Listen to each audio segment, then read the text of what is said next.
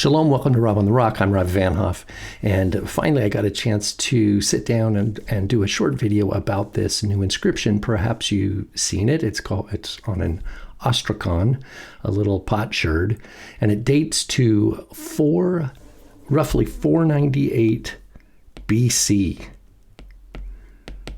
almost 2,500 years ago. And it was found in Lachish, Israel, which is there's an ancient city there called Lachish from biblical times. It's about 25 miles if you go southwest of Jerusalem. You'd find Lachish on a map, and this, you can see the relative size of this broken piece of pottery here, and you see there's some scratches on it. Well, this is really wonderful news, and here we've got a nice high-res picture here, and I just wanted to go over the letters. It mentions Darius, or Darius, the king. So he was the first king of the Persian era.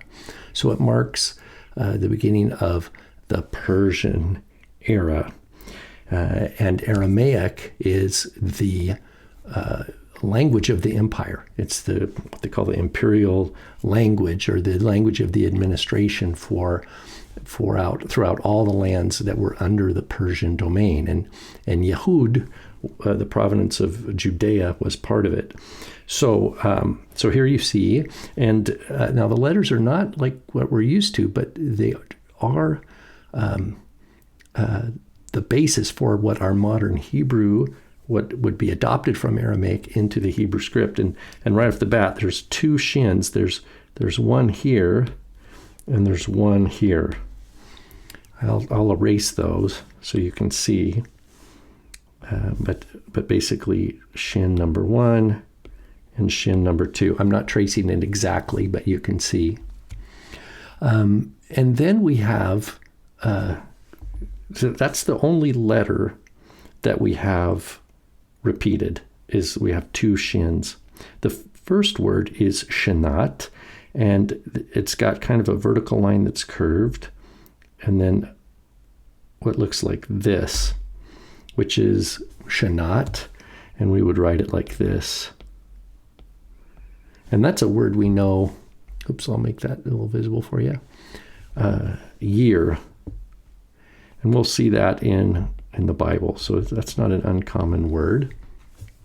And then remember, Hebrew, you start on the right and go to the left. So we have shinat. Now the nun is not what we normally would expect, but that is what it is, a nun.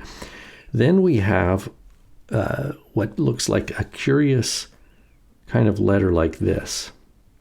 And then we have 3 slashes this way, and then 1 backslash. So these vertical slashes here are each individual unit. So that means 4. And then this letter here represents 20.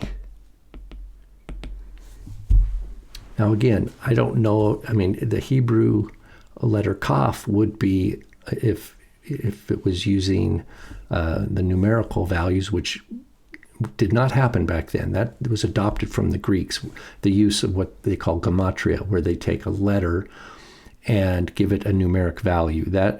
We have it well attested among Greeks. This is in the Persian era, and to my knowledge, all Persian era inscriptions from Israel, when they have numbers, they use different kind of symbols for numbers. They don't use letters. That was the use of letters to represent numbers kind of came way later. So in any event, whatever this character is, and I'm admittedly saying, I'm going to put a question mark here. This is a mystery letter. I'm going to put a question mark there. And then, but I've taken the scholar's word for it, that Shinat and then 24. So year 24. And then we have the name Darius. So what you see here, it looks like this. That's our Dalet. That's our Resh, Dar. And then we have a letter that looks like this. And then a Vav. Darius. So if we were to write that, in, let's change color here. I'll write it in yellow below, would be Dalet, Resh, Yud, Vav, Shin, Darius.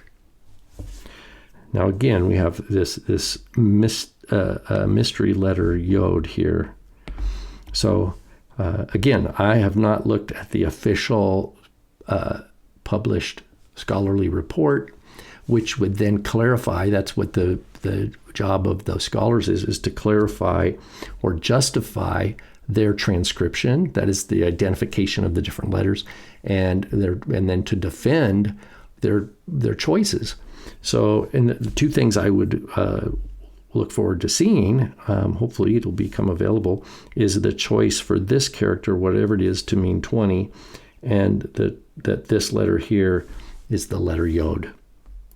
But as far as I can tell, there is no reason to doubt this, the authenticity that this indeed is an inscription from 2,500 years ago.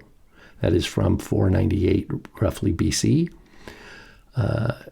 Secondly, there is no reason to doubt their interpretation or their transcription and translation of the inscription itself. So more good news from the archaeological front in Israel. And again, here we go. It's from Tel Lachish, 25 miles roughly southwest of Jerusalem. And you can see about the size of that fragment right here.